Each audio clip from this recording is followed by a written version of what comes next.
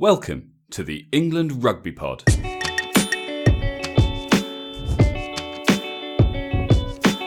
Thanks for downloading episode 78. We're back after a short hiatus and we're here to talk about how the England setup is going to look in a few months when they go on tour to South Africa. You're listening to the England Rugby Pod, the rugby podcast that believes England will win the World Cup in 2019. Hey guys, welcome back. Apologies, it's been a little while, but we felt that it was time for a short break. Obviously, after the disappointment of the Six Nations, and with some pretty big fixtures coming up for England over the course of the next 18 months. But before all that happens, we've obviously got the South Africa tour. So we just thought, let's take the opportunity to give everyone a bit of a breather, and then come back positive and fresh and raring to go, kind of just towards the end of the season, and looking forward to that tour. I'm joined, of course, by Dan, who's with me again. Hi, mate. Hi, mate. I come with you from the sunny climes of Marrakesh in Morocco. Lovely. How is it? Yeah, it's lovely, mate. Really nice. Lovely sunny weather. And climby. Sunny and climby. I mean, the hotel is amazing. I don't know how I managed that. But it's very nice. So I'm sitting on the sofa in my hotel room, chatting to you, and excited about chatting a bit more rugby. Because although in theory it's sort of been business as usual, actually there's a lot of sort of almost England subplots emerging that are going to be interesting come the South Africa tour.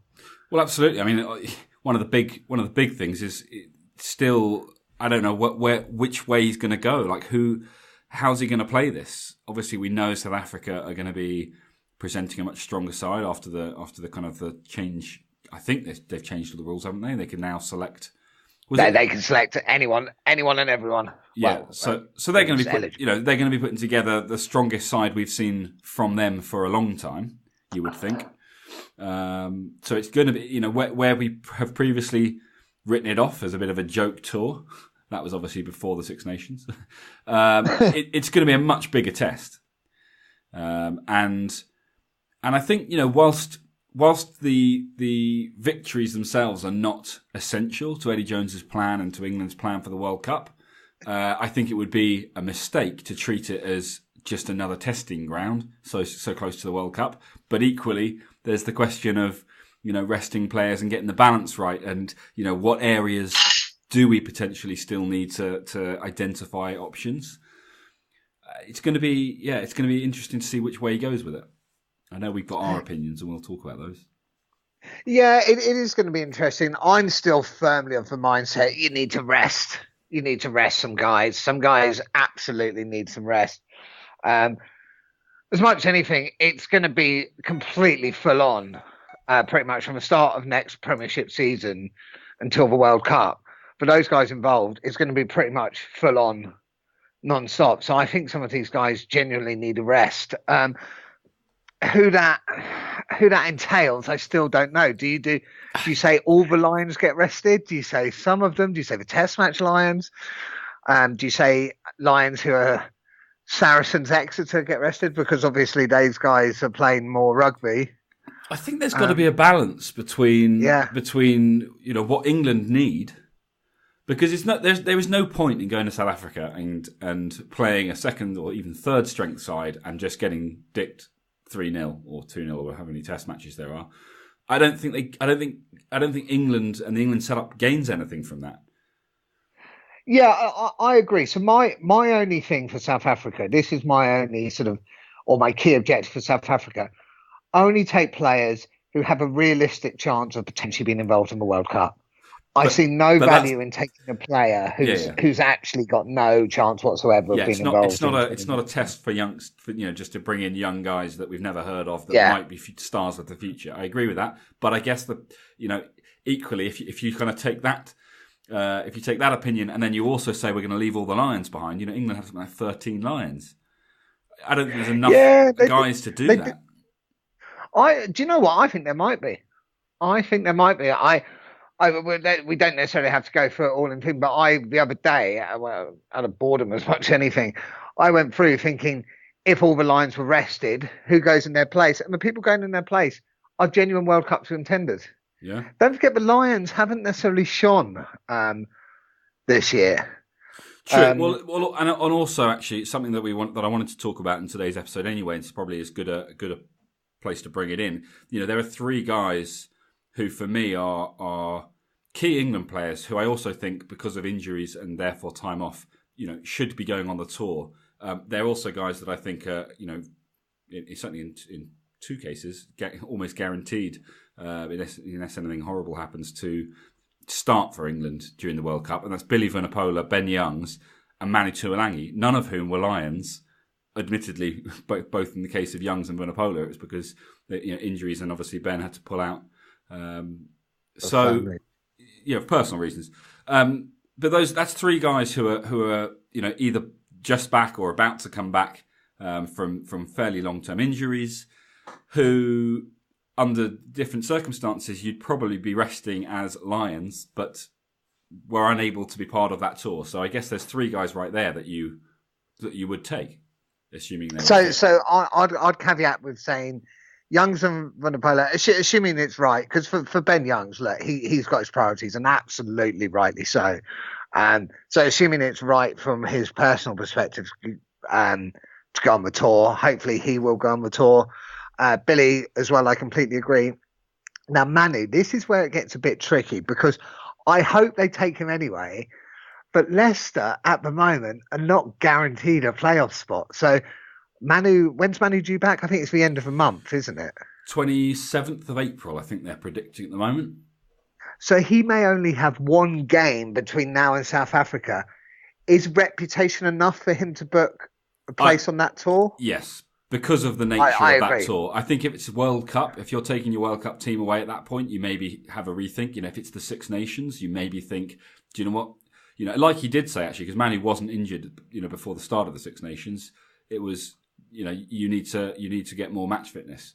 But I think with a tour, particularly a tour where you're intentionally resting, other players, and let's not forget that Jonathan Joseph is now injured and potentially not even an option for the tour, whether he would have been taken or not. So there are gaps in the centres. The kind of the closest thing we have to Manu at the moment is obviously Ben Teo. He was a Lion. Do you rest him? I think there's a gap for Manu, even if he hasn't had the time to prove himself, because it's a summer tour.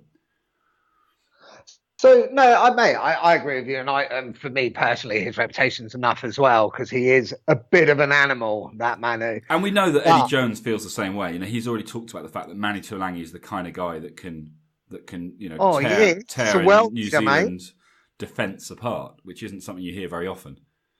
Yeah, and that's based upon evidence as well. Not just.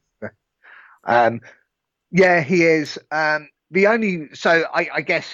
My only question mark over it all is, yes, take him, but if you're not match fit for a test match, is that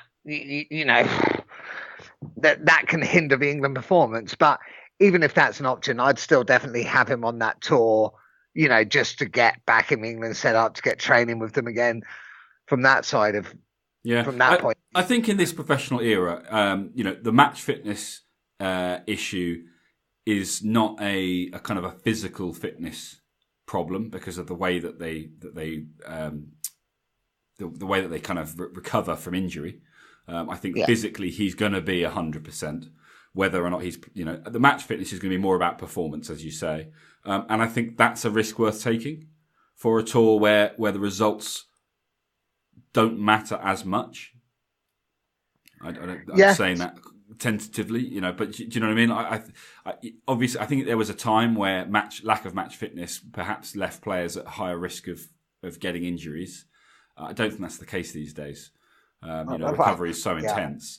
I think injury is so common, regardless of how fit you are. Exactly. So for me, if Manu, we're assuming he's back on the 27th of April. If he is, and if Leicester then don't have any or very much rugby left in the season, and therefore he hasn't had much time to get to kind of improve his match fitness, I still take him to South Africa. I think you have to. I think you Yeah, can't. I don't I think there's so. another opportunity. Like there is other opportunities, but I don't think you can wait until the autumn and then say, Manu Tuolangi, you're our man to take on New Zealand. Yeah. This is the time to see, and he may not have his greatest games, but it'll give the opportunity to see if he does the sort of job that Eddie wants. A 13 if we're assuming Ford Farrell 10-12. Yeah, are we? The 13, I'm still not sure because I suspect. I mean, take Manu, so I suspect the likes of Slade will go as well.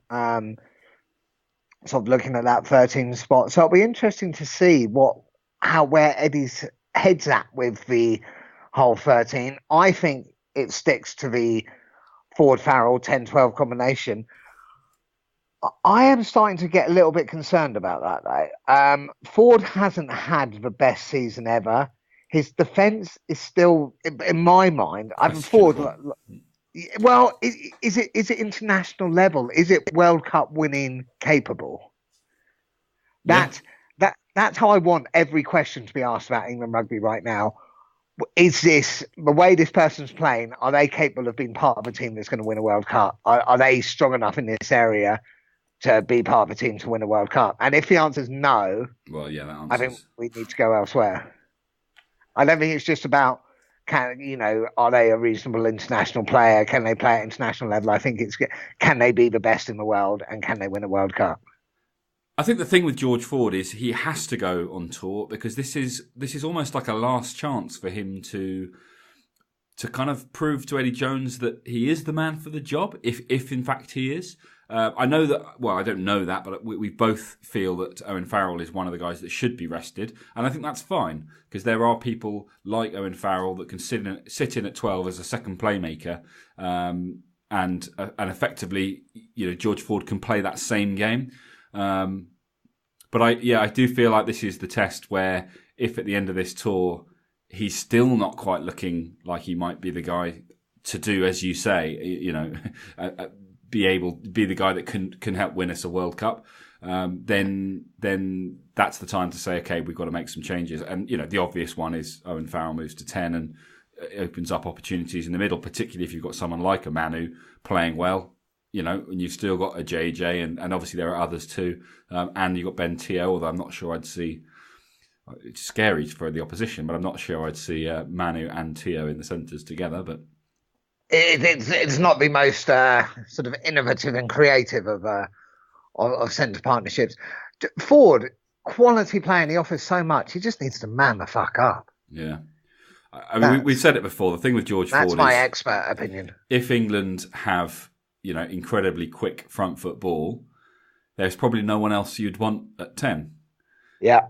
And as much as I feel like England need to make sure they do get incredibly quick front foot ball, you do need someone at 10 who doesn't then just disappear into the background if that's not happening. Yeah. Yeah. That's what it comes down to there. But so yeah, I think he definitely has to go. Because I think this is the time to decide. I want George Ford to go. And to go as the first choice, but under the kind of with the knowledge that he does need to prove that he's capable of owning that show. I want another 10, be it a Marcus Smith, be it won't be Danny Cipriani, but be it a Danny Cipriani, Marcus Smith. I want Eddie to take number 10 as a direct competition, saying, okay. Almost saying, look, Owen's 12, that's stable. Now we've got to figure out who our 10 is. Yeah. I almost want him to have another competition, not if it doesn't work out, we can move Owen there, but almost a... Yeah, well, that's true. I wasn't even thinking along those lines, but no, you're absolutely right. That's...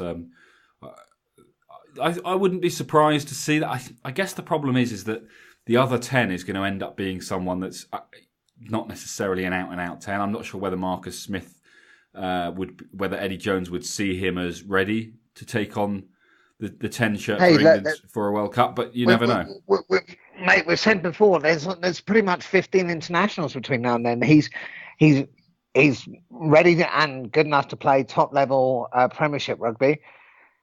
I think we got to stop. I think we got to stop treating him. I was just going to say, I think we need to stop treating the little boy like a kid, but that's not really. I mean, you make a fair point. The best way to word it. You make a fair point. But I think we need to stop treating him like a kid and just say, do you know what? You've held your own in the Premiership, and you've more than held your own in the Premiership.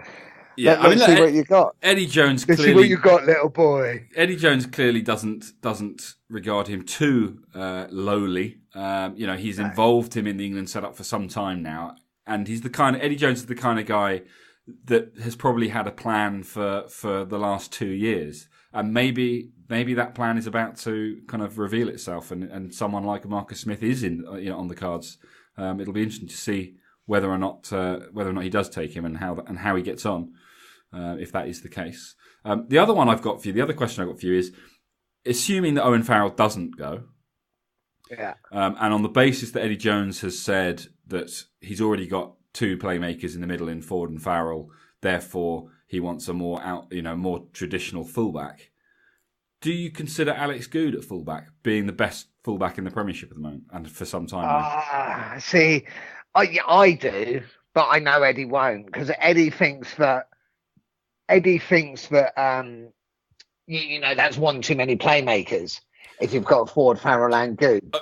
But that's assuming that you have got Ford and Farrell at 10-12, exactly. or that you have got another fly half and Farrell at 10-12, rather than Farrell moving to 10, which is obviously an option.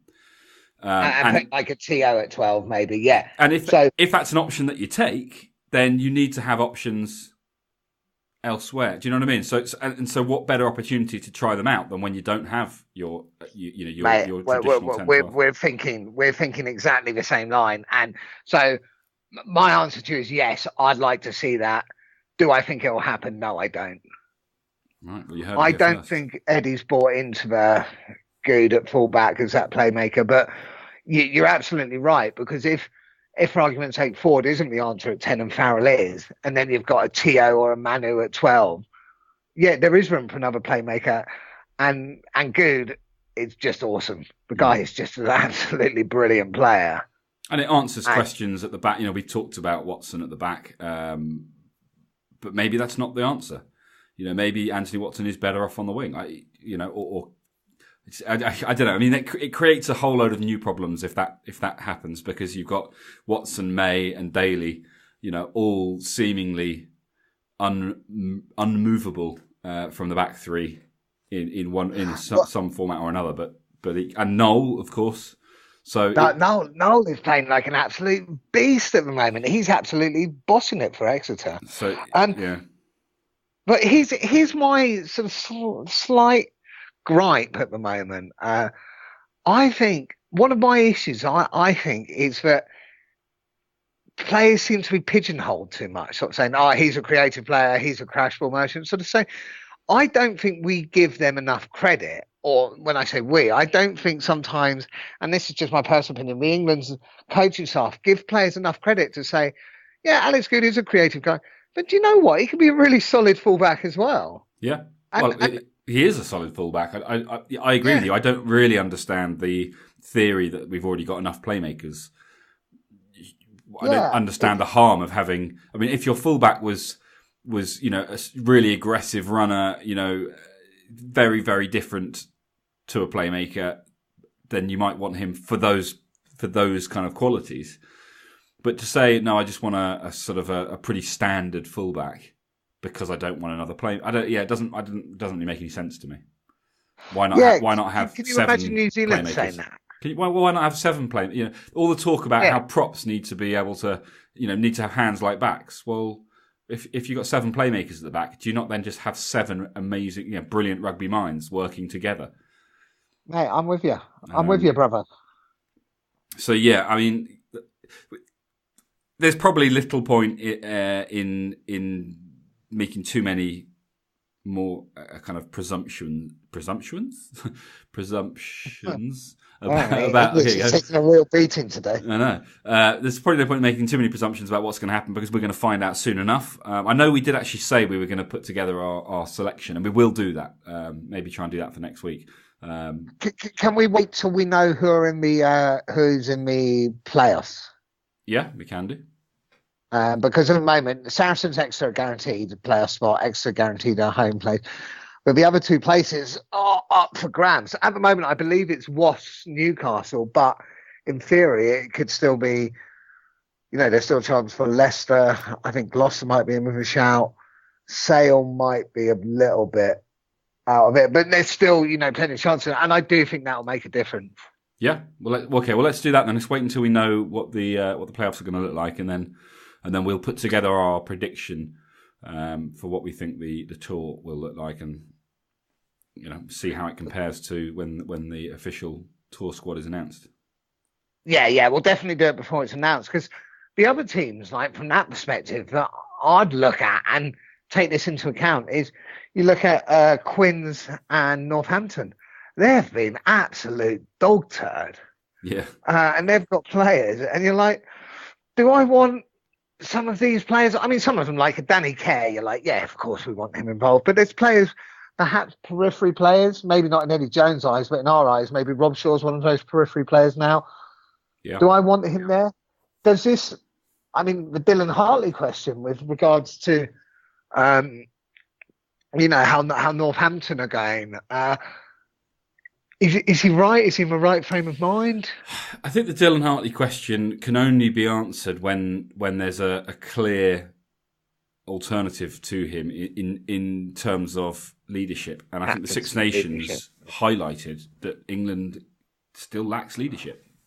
Worryingly so, right? Jesus. And so right now I don't see an alternative to Dylan Hartley for that reason as much as anything else. Yeah, there is an answer. I don't have it, but there is an answer to it, because there seems to be a bit of a anti-Dylan Hartley thing going on at the moment, and I don't want to jump on this bandwagon because I'm not anti-Dylan Hartley, but like on Facebook, I've seen a few things about sort of, I think with Dylan Hartley over the years when he sees red, but to me, I'm like, do you know what? That's all bullshit. Yeah, fine. What he's done previously, he's not doing that in an England shirt. He's not freaking out getting sent off in an England shirt. So yeah, exactly. let's not hold past judging for what he does in an England shirt, not what he does in a Northampton shirt, and what he's done historically. Yeah, but in the meantime, he definitely needs competition for that leadership position. And I know that Owen Farrell's a possibility, but I still stick by what I've said in the past. Despite the fact that I think I may be proved wrong, which is that I think Owen Farrell already has a role as a leader that isn't going anywhere, whether he's got the captain's armband or not. And with all the other duties that he has, I think you need someone up front. I'm inclined to agree. I know who I've said. I'd like to see Launchbury. You just need Launchbury. I mean, Launchbury didn't have a great Six Nations, and you need. I know we don't have it in the current setup, but you need a captain who is you need a captain who's guaranteed their position. Yeah, I mean, to me, Launchbury, because I don't think any of the second row had a great one. No, I agree. To stand out. I'm not suggesting that Launchbury's the one that's about to get the boot, but I do think it's such a competitive spot between kind of the four of them, possibly with some others coming up the middle. It's a difficult one. But then equally, we talked about Marrow. I don't think he's ready yet, but we talked about Marrow, didn't we, as a future England captain? And yeah. So here's a massive outside shout, and this is a bit of a ridiculous thing, but I'm still going with it. If Haskell goes on the tour, has a great tour, great start to next season with whichever club he's going to be attached to, good autumn series, is he a potential captain? No. Fair enough. I don't think so. I think you're right. I think you're right. But to me, he might have that leadership. But I think he offers a type of leadership. But I don't think he's a captain. I don't think he has enough. I don't think the rest of the world has enough respect for him. Okay. I think he's seen as a bit of a joke to a lot of people. A lot of people see him that way, and we don't. But I think maybe that would put England under unnecessary extra pressure. Yeah, I mean, I'm not willing to speak how the rest of the world feel, but I'm not an egotistical sociopath, so we don't need to mind. But you may be onto something.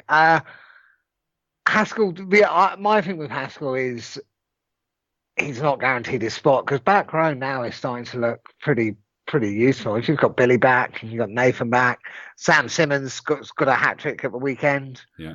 Don Armand's playing well. We've got the Curry boys, Underhill.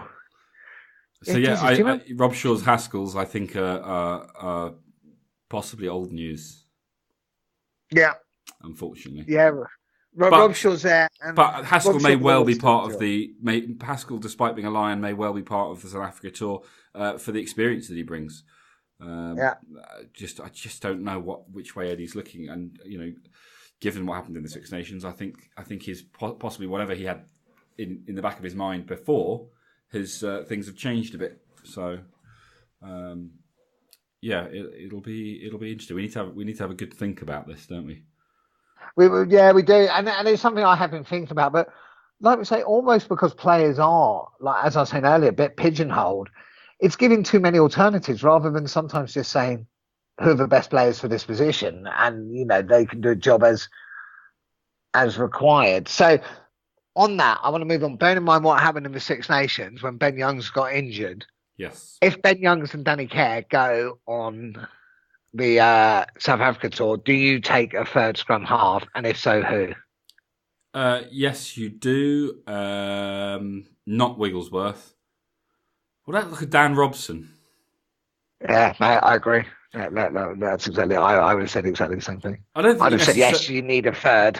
I think I know he wasn't a Lion, but I think you possibly even leave Danny Kerr behind because I think he's done enough to kind of ensure that he is part of the England setup.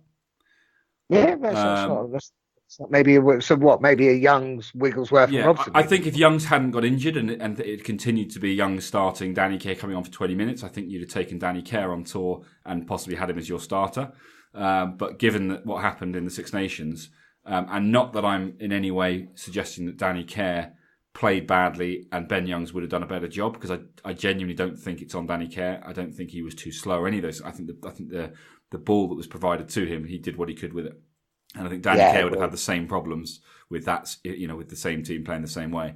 But I think Ben Youngs needs to go, and therefore possibly you leave Danny Kerr behind and take a Dan Robson. I think you take a Dan Robson, definitely. Even if Kerr and Youngs do go, if you leave Kerr behind, I would probably go Youngs, Robson, Wigglesworth. I'm just not sure I bother with Wigglesworth. That's harsh, but I think the only I think the only reason Wigglesworth got the call up in the Six Nations was because of his experience and his ability to adapt on short notice, rather than his kicking game is amazing. Yeah, his kicking game. But what you except when he's playing for England in the Six Nations 2018. Oh, punchy. So yeah, I'm not sure I would take him because I don't think he's someone who. You said at the beginning, guys who have a realistic chance of being part of the World Cup, and I don't think he does, because I don't think you can justify taking him on a World Cup, with this much advanced kind of knowledge of what's happening, when you have people like Dan Robson potentially therefore being left out, given their form. So I'd possibly take Kerr, Youngs and Robson, or even just Youngs and Robson. Is Faf de Klerk from Sale? I'm pretty sure he's not English qualified, but if he was, I'd love to get him involved. It sounds more like he's South African. He is South African. Whether he that doesn't necessarily mean he's not English. Yeah, of course. If he's English and South African and he can play for England, let's take him just to annoy them. So the other thing we're saying is, and I'm jumping from position to position, but if you're looking at a 12, a sort of, almost a sort of crash ball, hard man, 12 merchant, Brad Barrett's the best in the Premiership at the moment. Is he got a potential? I've no idea. I kind of feel like Brad Barrett is I don't know, mate. Is he one of those guys that's just brilliant for his club? Is that harsh? Maybe. He was. I think for England, he's obviously had an England career, and he was hard then, but he was never a match winner. No, and I don't think he is now. No, not at international level. So I don't think so. Not when But you with he can Manus be. and JJs and Tios, and various others. The kind of obviously Farrells and potentially some of the other guys that could step in and play that Farrell role. I just don't think there's any need to be thinking about bringing in someone else. And if you look, and I would pick Manu or Tio as my crash ball type player over him anyway. I think for England. Yeah, no. I think you're onto. I think you've got a point there. I was just thinking because he has been, and I saw a stat the other day that when he played, like the win percentage of Saracens when he plays compared to when he doesn't. Yeah. But I think that's because he's so integral in the sort of whole Saracens build up, and there's more to it than. Yeah, he's captain, isn't he? Yeah. Oh, is he captain this year? I think so. Yeah, I believe he's still captain. He's like a Saracens kind of sweetheart. Everybody absolutely loves him, don't they? But that doesn't necessarily make you a great international player. Yeah, true. Right, we said, and again, I'm jumping. We said we're going to mention this, so can we just get this bullshit out of the way? Bristol? Yes, my friend. Yes. Somebody get in touch and tell us why the fuck Bristol have changed their name to the Bears. I mean, don't get me wrong. We weren't massive fans of the Shoguns. We both went to uni in Bristol and we saw a lot of them when we were out there and weren't huge fans then. But the Bristol Bears, I know it sounds soft. Makes me think of cuddly toys rather than anything hard. The Bristol Care Bears. Yeah, it's a rebranding thing. The Bristol Bear. I remember. I always think it's disrespectful to the guys that got themselves back into the Premiership. Yeah, it's almost like you've done all this hard work. You finally got yourself back in the Premiership. We're going to change your name. We don't want anyone to remember that you're the same people that went down. Yeah, because it was. I mean, as of recent, it hasn't been the Shoguns. It's just been Bristol Rugby. That's true. What's wrong with that? What's wrong with that? Yeah, true. But they're all doing it, aren't they? They've all got silly names, so they need to do their bit. Yeah. The Bristol Brontosaurus. The Brontosauri. Oh, very good, very good. No, I have no idea if that's right, but yeah. We said we'd mention it. Done. Good luck, Bristol. Well done for getting promoted, and I really hope, and I think they will be competitive. They've made some pretty big signings, but just I don't know, rename yourself to Bristol Bellends or something. It would probably be a better name, but good for them, and hopefully they will be competitive. Actually, next year, unless Northampton and Quins sort their arse out, they could be in for a relegation battle with Worcester, and let's be realistic, Bristol are likely to be bottom half of the table, but it could be a very close run thing next year. Yep. Which would have impact on the England lot as well, especially with the England boys, at Quins, at Northampton even. Well, yeah. Even Worcester. I think they'll turn it round. I think it's don't forget who Quins. Do you mean? Yeah, Quins and Northampton and teams like this. I don't think they're going to continue this run. They're looking at the players that they have. It's I just can't see it. I do agree, but I've been saying that sort of all season, and they've mugged me off every time. Yeah. Well, is there anything else that you think we want to cover? I don't think so. Our comeback episode.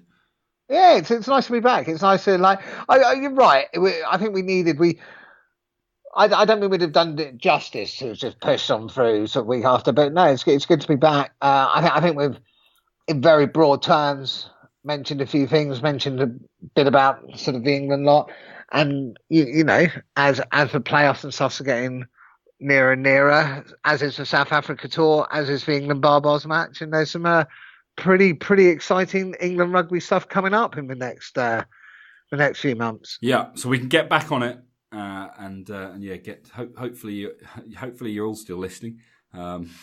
hopefully you haven't given up on us after a little hiatus, because lots more to come. So as always, please rate, review, and all the rest of it. Share with your friends and family. Let them know what we're doing. Get them to join this journey.